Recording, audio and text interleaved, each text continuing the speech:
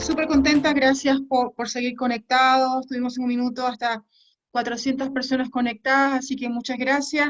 Ahora vamos con la ronda de preguntas. He tratado de tomar nota de todas las preguntas que nos llegaron, más de 43 preguntas. Voy a tratar de, si Esteban nos ayuda, en que aparezcan todos los expositores arriba en la cámara y quizás podamos empezar a hacer las preguntas y tratar de comenzar con el orden de las exposiciones para ir dando uno a uno. Todavía aparezco yo sola. Vamos a ver si podemos ver a todos los expositores que nos acompañen. Me estaban preguntando, una de las cosas que preguntaban era si estos videos iban a estar publicados. Todas las exposiciones de Punto Lab, todos los videos van a estar en redes sociales, específicamente en nuestro canal de YouTube.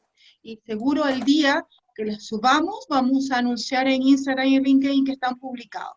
Así que no se preocupen que vamos a tener todo, todo el contenido allí. Otras cosas que nos preguntaban es si vamos a seguir haciendo este tipo de charlas. Esa es la idea. La idea es que vamos a planificar para el mes de mayo, que es nuestro mes aniversario número 3, ya que vamos a celebrar todos encerraditos en su casa. Vamos a seguir haciendo seminarios, como les he contado anteriormente, vamos a hacer 2 charlas más, que va a ser el 14 y el 28 de mayo. Y vamos a continuar con, ojalá que logremos todos los meses tener convocatoria e interés para seguir haciendo. Si alguno tiene algún interés particular de charlas, de contenido, estamos bienvenidos, conocen nuestras redes sociales, conocen nuestros correos, quien me quiere escribir y contar su experiencia y su requerimiento, especialmente nos escriben mucha gente de fuera de Chile, vi gente conectada de Uruguay, de Costa Rica, nuestros amigos de Medellín, así que agradezco bastante en Argentina, muchas gracias. Y otras las dudas que tienen es, ¿qué está haciendo Punto Lab para capacitarse, para hacer las capacitaciones? Yo creo que lo contamos en la charla anterior, es que desde el mes de octubre Punto Lab ha modificado y ha integrado las capacitaciones con una modalidad sincrónica, es decir, tenemos clases en este minuto, todas son virtuales, con el sistema Moodle y sincrónicas simultáneamente, especialmente los cursos que vamos a dictar en el mes de mayo, junio, y yo creo que posiblemente todo el año, vamos a dictarlo de manera sincrónica, así que a nuestros amigos internacionales que nos han preguntado insistentemente cuándo vamos a hacer clases online, les tengo que decir que ya las estamos haciendo. Yo creo que hace 3 meses estábamos ya con clases online, solamente para los cursos que dictábamos para Chile, pero hoy en día ya estamos abiertos a que las personas que nos han seguido por años puedan también unirse como alumnos de Punto Lab, y así que toda la información va a estar publicada en la página web. Hoy en día están publicados varios cursos que queremos ya partir el próximo mes y que de seguro vamos a contar con gente fuera de Chile. Esteban, cuéntame si tenemos la posibilidad de tener a todos los expositores en pantalla para Ya hacer las preguntas. estamos todos en este momento. Nos Ya, vemos todos. yo me estoy viendo sola. Sí, pero es cosa de que cambien la vista de...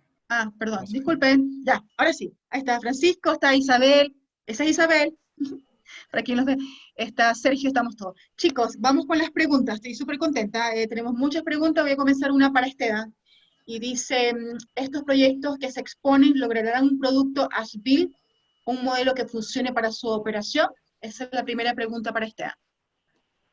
O sea, de hecho, por base, tanto Sergio como Francisco están sometidos a que su producto tiene que ser as-built. Yo creo que lo que no ha existido previamente es una metodología de captura de las modificaciones o tener claridad de cómo o qué elementos particulares del edificio deben ser como considerados como dentro de este seguimiento para llegar a as-built. Pero tanto, como les comentaba, de hecho Francisco lo mencionó con UBIM, Sergio lo mencionó al final, ellos van a generar productos que son as-built directamente. Y creo que a un nivel probablemente lo más avanzado que tenemos dentro del país. Buenísimo. Francisco, voy contigo. Tienes muchas preguntas, Francisco. Vamos a tratar de resumir y a ver cuál alcanzamos. ¿Cómo se estructuraron las especialidades en diseñadores, revisores, inspección fiscal, y dónde se ubica BIM como una especialidad adicional a las tradicionales? Esto nos pregunta Felipe Larenas. Perdón, no la escuché bien. Escuché cortado. Repito. Ya, ¿Sí? repito. Francisco, ¿cómo se estructuraron las especialidades en diseñadores, revisores, inspección fiscal, y dónde se ubica BIM como una especialidad adicional a las tradicionales. Ah, ya. A ver, entre comillas, el espíritu de la base que lleva el contrato plantea como el BIM no como una especialidad más, pues la idea es que el BIM sea una metodología de trabajo, no que sea como un anexo dentro de. ¿Ya? Ese es como el espíritu. Obviamente hay ciertas especialidades en las que es complejo por un tema de que los especialistas o sea, no hay oferta. En el momento en el que se inició el proyecto, estamos hablando del año 2016, la oferta de especialistas era baja, entonces hubo ciertas especialidades que se tuvieron que trabajar como con por decirlo de alguna manera, con una empresa externa, ¿ya? Pero el grueso de las especialidades se trabajó con BIM nativo. Entonces, para responder un poco la pregunta, la estructura fue esa, fue como un mix de especialistas que trabajaban en CAD y que luego se levantaban en BIM, ¿ya? Y algunas que fueron nativas. Buenísimo, Francisco. Tengo una para Sergio. Dime. Dice Hugo Cárdenas, te pregunta Sergio, al momento de aprobar la revisión 0, que permite iniciar la construcción, ¿estaba el modelo BIM 100% terminado? Es una buena pregunta entendiendo lo siguiente. Existen varios desarrollos que sí, que son digamos, ejecutar los elementos. Entonces, lo que se hacía era que se aprobaba la ingeniería definitiva para iniciar la construcción. Ahora, esa ingeniería definitiva igual falta, y como en todo proyecto, falta varios detalles que lo hace específicamente lo que son los vendors. Por ejemplo, hay muchos detalles cuando tú quieres hacer una fachada de muro cortina que lo da el mismo proveedor de servicio. O hay detalles que suceden, qué sé yo, por ejemplo, lo que son los puentes del parque, los PBB, los PSA o detalles específicos. Y eso hace que, por ejemplo, en el caso del aeropuerto, nosotros de 10.000 y algo documentos que teníamos en la etapa de ingeniería definitiva, donde se aprueba la parte de construcción, después con todos los planos que se generan y documentos que se generan en la parte de vendor, lleguen a prácticamente 20.000. Entonces se hace casi duplicidad de planos porque necesitamos un nivel de detalle más avanzado que son propios de todas las construcciones. O sea, recuerda que cuando uno está en una etapa de ingeniería definitiva, uno propone ciertas cosas, ciertos elementos. Por ejemplo, propone, ok, vamos a poner esta marca de unidad manejadora de aire. Pero obviamente eso puede presentar variaciones y esas variaciones pueden ser por proveedores, por qué sé yo, por stock del elemento y que van a generar ciertos cambios en el proyecto en sí. Entonces, por eso también se tiene que tener un poco de referencia que una cosa son los planos que son revisión 0, pero otra cosa son los planos as-built, que son, digamos, los que nos posibilitan la operación. De hecho, en el intertanto, entre lo que va a suceder, muchas veces nos ha pasado que tenemos el plano revisión 0 y hay, por ejemplo, fusión de tablero eléctrico. Y esa fusión de tablero eléctrico hace que se eliminen tableros y que, por lo tanto, hayan menos cantidad de activos de tableros. Eso ha sucedido y eso es como normal en sí de los proyectos, de este proyecto de tal dimensiones. Por lo tanto, es más que nada una ingeniería definitiva que es apta para construcción, pero teniendo en mente que se van a generar mucho mayor cantidad de documentos después. Gracias, Sergio. Vamos con otra para Esteban. Daniela Serna, imagino que es de Medellín, así que mandamos saludos. Daniela nos pregunta, ¿el modelo BIM es aplicativo a gestión de infraestructura? Y pregunta si lo hemos utilizado. A ver, yo creo que en el proyecto que hicimos con el MOB se quiso utilizar el modelo para pasarlo a un sistema de administración de infraestructura para la parte como de vialidad y puente. Pero creo que, si entiendo a lo que se refiere a la pregunta, Sergio y y Francisco mostraron su sistema de administración de infraestructura, como les decía, tanto en UBIM, por el caso de Francisco, y Sergio mostró la conexión que se hace con el middleware para llegar hasta máximo. Yo creo que esos son los casos probablemente más relevantes en términos de cómo se va a gestionar después en operación los proyectos desarrollados en BIM. Buenísimo. Vamos ahora con Francisco. Tengo mucho para ti, Francisco. Ya te juro que no sé cuál darte, ya, pero dice, Juan Carlos Venega nos pregunta, ¿en el proyecto existía la figura de Main Consult que se comunicaba con el resto de agentes o es el papel, lo ejecutan ustedes directamente o son todos responsables de las decisiones? Es alguien de España porque tiene acento. Sí, aquí existe la figura, en realidad se llama administrador de ingeniería, que es finalmente la persona que toma las decisiones. ¿Ya? Nosotros somos dependientes o sea, jerárquicamente dependemos de él. Pero efectivamente es una persona la que corta el queque finalmente. Te digo otra cortita que te pregunta. Dice, ¿por qué no ocupan o por qué no usan la plataforma de BIM 360 para RDI?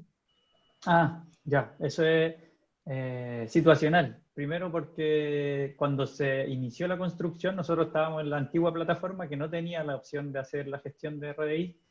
Y la segunda es que cuando hicimos la transición o cuando se consultó para poder hacer lo que era revisión de ingeniería, por ejemplo, las instituciones involucradas, llámese DAP, DGAC, la asesoría, no tenían la capacitación en su personal para poder hacer esa revisión. Entonces ahí fue un pie forzado más que nada, pero a nosotros nos hubiese encantado utilizar esa herramienta.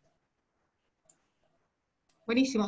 Sergio, tengo una para ti de Hugo Cárdenas, nos pregunta, ¿cuáles son las condiciones que deben tener los planos as-built para integrarlos en Facility? Siempre hay que tener claro que hay que hacer una revisión no solo de los objetos en plano, sino que también ustedes saben que hay varios cambios que se dan en el libro de obra. Hay que ver si esos cambios están plasmados en esos planos, pero también hay que hacer una revisión de campo de los elementos principalmente. Dando el mismo ejemplo que estaba comentando respecto a los tableros eléctricos, es muy común que como electricidad en la última, digamos, especialidad en sí, surjan algunas modificaciones en sí. Y también en los planos muchas veces uno puede tener la condición de que tienen alguna marca de algún elemento que está planificado y después instalar otro, el que ejecuta el proyecto. Eso es re importante para la operación porque en el fondo cuando tú tienes una falla en ese elemento, tienes que contactar al proveedor del servicio o tienes que contactar al que ejecutó ese elemento para su garantía, incluyendo todos los números seriales y todo eso que te van a pedir desde la fábrica. Entonces, siempre yo recomiendo que se haga, por lo menos con los activos mayores, una revisión de campo de los elementos que digamos son los que se van a incorporar en el software de Facility Management. Esteban, tengo dos para ti así cortitas. Una nos preguntan si dictamos Máster de BIM Manager en Chile. Nos felicitan por la charla. Y también nos preguntan si el estándar BIM hace un súper énfasis en los entregables IFC en los proyectos expuestos. Si se utilizó en estos proyectos que presentamos el día de hoy, algo con IFC. Dos preguntas. Con respecto a la primera, en Chile yo creo que básicamente hay como dos instituciones que se han preocupado como desarrollar como estas capacidades relacionadas como a la parte de administración de proyectos en BIM. Sería por un lado la UNIAC y sería por otro lado nosotros. Básicamente tenemos dos formas distintas de desarrollarlo, pero están enfocados a esta idea de gestionar proyectos a través de BIM y ganar esas capacidades. Por lo cual te invito a la persona o los interesados que revisen tanto las dos páginas de ambas instituciones. Y por el otro lado, con respecto al estándar IFC, efectivamente en ambos proyectos se utilizó IFC. De hecho, yo creo que los chicos pueden hablar mejor con respecto a esto, pero lo mismo que hablaba Sergio, de que por un lado buen porcentaje del proyecto estaba realizado en Revit y había otro grupo del proyecto que se había desarrollado dentro de Tecla. sobre todo la parte como detallamiento estructural, esa interacción entre esos modelos desarrollados en esos dos programas distintos fue comunicado a través de IFC. Y lo mismo pasa por el lado de Francisco, que por suerte, de hecho, fue invitado el año pasado a dar una charla de Carriel Sur con respecto a IFC. Entonces tenemos súper claro de que también pasó un caso similar, donde mucha parte del detallamiento estructural estaba hecho en tecla y se comunicó a través de IFC, la parte del muro cortina, si mal no recuerdo, se comunicó a través de IFC para poder llevarlo también con el corte de ese proyecto que estaba hecho también en RAID. Súper. Sergio, tengo una Dime. pregunta de un buen amigo de Argentina, Ajá. Nicolás Rieiro de Edilicia. Saludos, Nico. Nos pregunta, él es actualmente director del Aeropuerto Internacional de Rosario. Y su Perfecto. pregunta es, ¿y el caso de algún conflicto legal en obra, es válido en Chile el uso de BIM como prueba de error de ejecución o diseño? Eso depende de cómo están establecidas las bases de licitación, más que nada. Ha habido algunos casos entre privados, no estoy hablando aquí del aeropuerto en particular, pero yo he sabido algunos casos entre privados que se ha utilizado plataforma BIM para justificar algún error o algún tipo digamos, de complejidad. Ahora, yo creo que pronto se va a tener como la herramienta BIM como una herramienta tan legal o tan poderosa como son los planos en estos momentos. Yo creo que estamos más que nada en esa transición. Esa es más o menos mi respuesta hasta el momento. Ahora, me Él también gustaría... quiso preguntarle a Francisco, yo dije Sergio, pero a Francisco, igual que los dos pueden apoyarnos. Francisco, la pregunta de Nico, quizás tú nos puedes apoyar con tu experiencia en el aeropuerto. Nosotros, a ver, en algún momento se hizo esa consulta porque pasa o pasó en algunas especialidades que, sobre todo las que se levantaron posterior, en que el plano decía una cosa y el modelo tenía otra. Entonces, ese conflicto hasta ahora, por lo menos en nuestro proyecto, el modelo no tiene una validez legal. ¿Por qué? Porque no hay peso contractual que lo avale. El plano se constituye como un documento legal. Entonces, en ese caso, nosotros no podemos hacer uso de ese modelo como un fundamento para poder decir, ok, esto está malo porque en el modelo está malo. Bien. Francisco, tengo otra para ti. ¿Se utiliza el 4D para hacer la medición de lo ejecutado? ¿Ese punto lo has establecido en el contrato? A ver, el informe 4D lo que hace es reflejar el avance de la obra, que no por tener el informe 4D se deja hacer ese informe de avance. O sea, finalmente lo que viene a hacer el informe 4D es graficar y de alguna manera transmitir mucho más fácil la información que se tiene en una carta GAN. El informe, nosotros lo que conversamos por lo menos con el inspector fiscal, lo que busca es clarificar a gente que muchas veces no está relacionado con el proceso o el uso de una herramienta de programación como es Project o como es Primavera. Entonces, lo que viene a hacer esto es mostrarte en qué estado está la obra, de manera gráfica genérica. ¿Ya? Es como sacar a la luz estas barritas, ¿cierto?, de forma tridimensional. Buenísimo. Esta más que una pregunta, hace un comentario, quizás tú me puedes apoyar acá. Dice, es muy interesante que insista en el desarrollo futuro de los indicadores y medición de implementación en la metodología BIM. Muchas veces se espera saber cuánto costará la implementación de la metodología BIM para decidir su utilización. Nos escribe Mauricio Ortiz. O sea, mucho del esfuerzo que estamos tratando de hacer ahora tiene que ver directamente con ese punto. Sí. Cuesta mucho, y estas son las preguntas típicas que llegan a boca de cualquier persona que esté interesada en BIM. ¿Cuánto sale o cuál es el beneficio? Y hasta el día de hoy, que lo que le estaba comentando en la presentación, mucho es conceptual. Y quizás aquí también me puede ayudar Francisco y Sergio, de que tienen una apreciación que es positiva, de que hay gente que en el fondo le encuentra sentido, de que la gente entiende mejor los proyectos, de que hay una forma más gráfica de explicar, de que se antecede mucho los problemas en oficina en vez de llegar a obra. Estamos de acuerdo, el problema está en que eso no es un número objetivable. Por lo cual, y eso también, por favor, lo mismo que dije en la presentación, está este documento que generó la Universidad de Chile con Plan BIM, llegan después de una vuelta por muchas empresas internacionales y nacionales a la conclusión de que eso no existe. Entonces, yo creo que el siguiente paso directamente para poder en el fondo establecer el costo o el beneficio va a ser tener esos indicadores tan consensuados como hoy día está consensuado el estándar. Yo creo que ese es el siguiente paso que tenemos que hacer para poder dar esta segunda ola de BIM mucho más estructurada de lo que tenemos hasta hoy día. Buenísimo. Tengo dos cortitas para Sergio.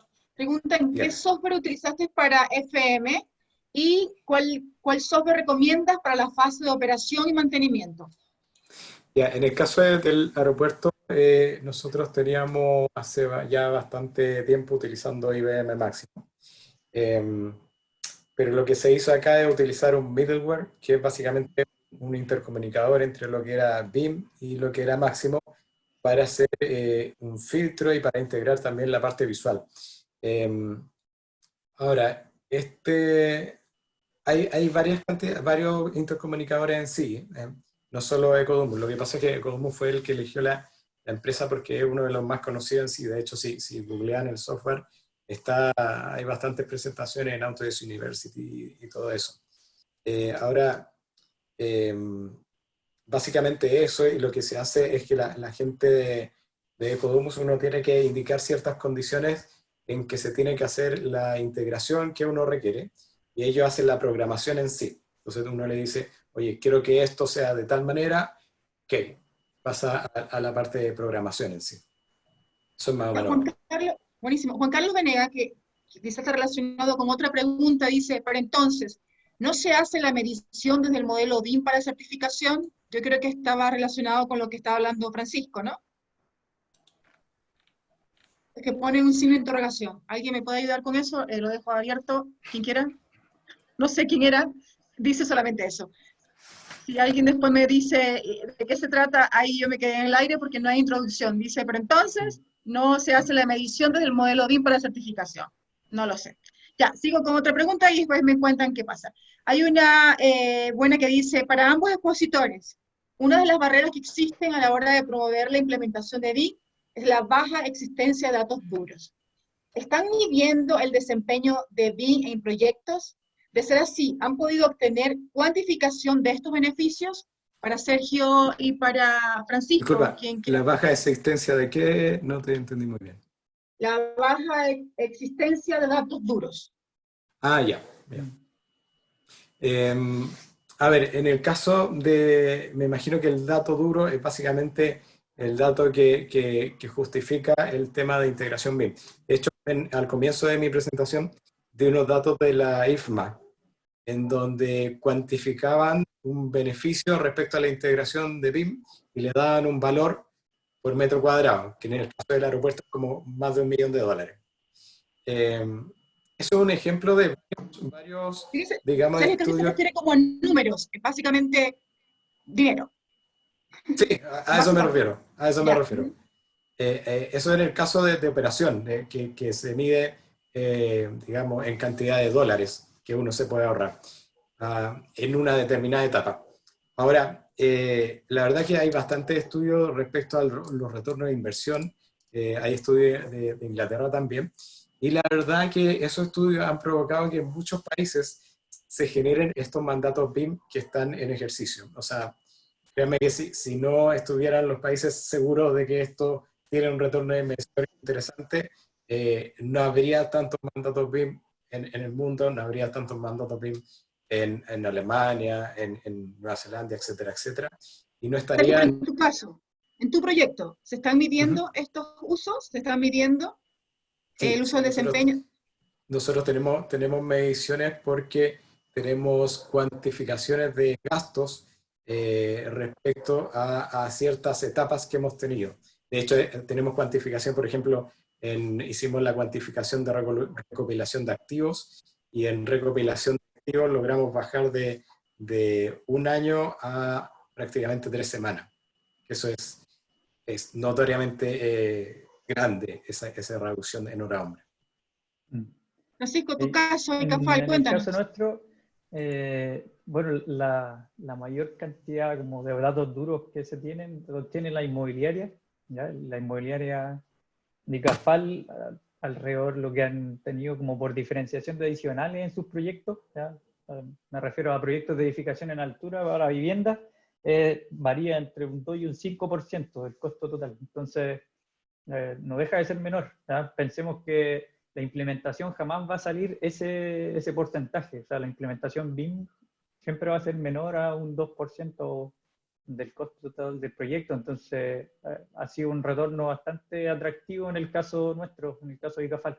Hay que pensar que ICAFAL está trabajando desde el 2015 con BIM en sus proyectos inmobiliarios. Entonces, no es menor. O sea, para los que se pregunten, ¿vale la pena implementar BIM? Sí, vale la pena implementar BIM, porque el costo de retorno siempre va a ser mayor. No hay duda de eso. Pero lo podemos decir. Es un camino largo. Es un camino largo, sí. Es difícil. Eso lo sabe Ignacio Falcone. Pero es entretenido. Si no hubiese problema, sería fome. Totalmente. Tengo otra pregunta para Sergio. Me llama la atención que sigue mucha gente conectada y tenemos muchas preguntas, pero bueno, una más para Sergio y dice... a ver, si BIM se ha incorporado en el objetivo de operar el aeropuerto, la consulta es, ¿cómo se actualizará toda la información digital con el pasar de los años? Si los software cada año van cambiando y caducando y cambiando la forma de venderlos también, o sea, la comercialización se cambia. Es re interesante eso y de hecho se me ha quedado en el tintero cuando hicieron la pregunta de IFC. ¿Por qué razón? Porque justamente en las cosas que estamos conversando con la gente de Vinci en, digamos, mundo, es precisamente qué pasa con el IFC si nosotros necesitamos constantemente hacer actualización de modelos. Entonces, en ese caso puntual, como el aeropuerto es algo que cambia constantemente, nosotros tenemos que apropiarnos de dichos modelos. En el caso, por ejemplo, del aeropuerto, lo que hace la constructora es que nos entrega un modelo de Revit, y ese modelo de Revit nosotros lo administramos y nosotros lo vamos actualizando según las modificaciones que han surgido. Para eso también hay un plan de, en el fondo, tener reuniones periódicas con nuestra gente de mantenimiento de operación, porque en el fondo cada cambio que se haga, incluidos los activos, renovación de activos, tenemos que meterlo en el modelo. Como te digo, hay modificaciones constantes que se hacen cada mes en el aeropuerto. En ese sentido es como una ciudad que muta bastante, pero para eso necesitamos mantener los modelos nativos. No hay otra forma de hacerlo al respecto. Buenísimo. Están preguntando, yo creo que la pregunta Ricardo Orostiga, dice, ¿cómo cobrar un proyecto BIM? Yo creo que esa es la pregunta que todo el mundo se hace, hasta Punto Lab se lo hace. ¿Cómo cobrar un proyecto BIM? ¿Qué cobrar? Y como hoy día, con estos tiempos. ¿Quién quiere responder? ¿Se vamos a los jefes para que nos respondan? Eso es, sí, es una aseveración fuerte igual. Es complejo, ¿cómo cobrarlo? ¿Con qué parámetros? ¿Con qué base? Con tantas variables que tenemos hoy día. ¿Alguien responde? Creo que voy a pasar. Como yo creo que este problema nace de que todavía se entiende que BIM es como una cosa como agregada, es como algo que se le agrega al proyecto, y no se está pensando que es parte del proyecto o es el medio para llegar directamente al proyecto. Entonces, yo creo que hay una estructura de cobro que es tradicional para todos los especialistas que generan proyectos. La diferencia sería básicamente que hoy día su medio de desarrollar ese proyecto no sería como lo han hecho tradicionalmente. Entonces, yo realmente, esta idea como de que BIM hay que cobrarlo aparte o tiene que ser más caro, yo creo que es una cosa como de hace 5 años atrás y probablemente cada día se va a volver la forma de trabajar y una forma que se cobraba como tradicionalmente no creo que cambie mucho. Es como cuando pasamos del papel a los CAD, que no por este cambio como de la forma de desarrollar el proyecto implicaba de que la estructura de cobro era distinta. Yo creo que, por eso digo, entiendo muchas veces cuando son empresas que se dedican como a hacer solamente cosas relacionadas a BIM como un subcontrato de otra cosa. Pero cuando ya eres como tu core de desarrollar proyectos de manera, es tu manera de trabajar, yo no creo que sea mucha la diferencia. ¿Quién más se quiere arriesgar con una pregunta tan incómoda como esa? No sé, no iba a preguntar. Yo creo que ya podríamos terminar con las preguntas. Quiero contarles, les repito a todos los que están conectados y siguen que todos estos videos van a estar en nuestra página de YouTube de Punto Lab y va a estar anunciado seguro que en nuestras redes sociales, en Instagram, que nos pueden seguir. Igualmente, vamos a tener el anuncio en las próximas charlas, como ya les comenté, que va a ser el jueves 14 de mayo y el 28 de mayo, preparándonos en nuestro mes de aniversario número 3, que es el 19 de mayo. Quiero seguir agradeciendo a todos los que participaron y nos acompañaron el día de hoy. Yo creo que vamos a seguir haciendo esto, es lo que nos gusta hacer en Punto Lab. Nos hubiese encantado seguir haciendo nuestras charlas con mucha gente aquí en Santiago de Chile, pero las circunstancias han cambiado. Vamos a seguir haciendo capacitaciones. Esta vez, como ven, tenemos a nuestra coordinadora, Isabel Sanguino, que trabaja para Punto Lab día a día y que nos ayuda a contestar y ayudarlos con todas sus inquietudes con respecto a los cursos y las capacitaciones que estábamos haciendo. Vamos a seguir haciendo consultoría, vamos a seguir haciendo charlas. Todos que seguro tienen nuestros correos, si tienen alguna duda, alguna inquietud, algún interés en particular para hacer presentaciones. Esto nos encanta hacer y vamos a seguir haciéndolo. Yo creo que es el minuto de colaborar, de seguir haciendo cosas en conjunto, de compartir conocimientos. Nuestros compañeros de Latinoamérica que siempre nos siguen, todos son bienvenidos para exponer con nosotros. Y básicamente eso, gracias a Sergio, mi manager de Chile, siempre le digo yo, por ayudarnos y apoyarnos con este proyecto tan interesante que es el Aeropuerto de Santiago, a Ignacio Falcones, que nos dio permiso para que Francisquito Pizarro esté con nosotros, así que sé que nos está viendo, que nos lo robó y nos los tiene lejos de Santiago, pero que ahora de manera virtual nos acompaña, y quiero dejar para el cierre a mi socio Esteban para que nos diga a dónde vamos con Punto Lab. Yo creo que casi lo dijiste todo. Sí, pero tú eres el jefe, tienes que dar el cierre. Dale con lo mismo. Más que nada, nuevamente, como esta estructura que siempre hemos tenido de laboratorio, la idea es poder entregarles un poco acerca de este conocimiento que ha generado el equipo con los proyectos que han estado trabajando. Hay más proyectos y lo otro que queremos sumar para las siguientes charlas son invitados nacionales y estamos ya proyectando los internacionales. Creo que de hecho vi a harta gente de Delicia dando vuelta, a Nico, que lo tenemos más que fichado ya para algún tipo de charla. Tenemos a la gente de Colombia, está Nico dando vuelta por ahí. Está preguntando la página de YouTube, Esteban, si la puedes mencionar, me están preguntando por interno. Es cosa que si escriben el símbolo .lab en YouTube va a aparecer primera. Es la manera más fácil. Igual en la página web de nosotros, arriba están todas las redes sociales, si las quieren revisar. ¿Qué me está faltando?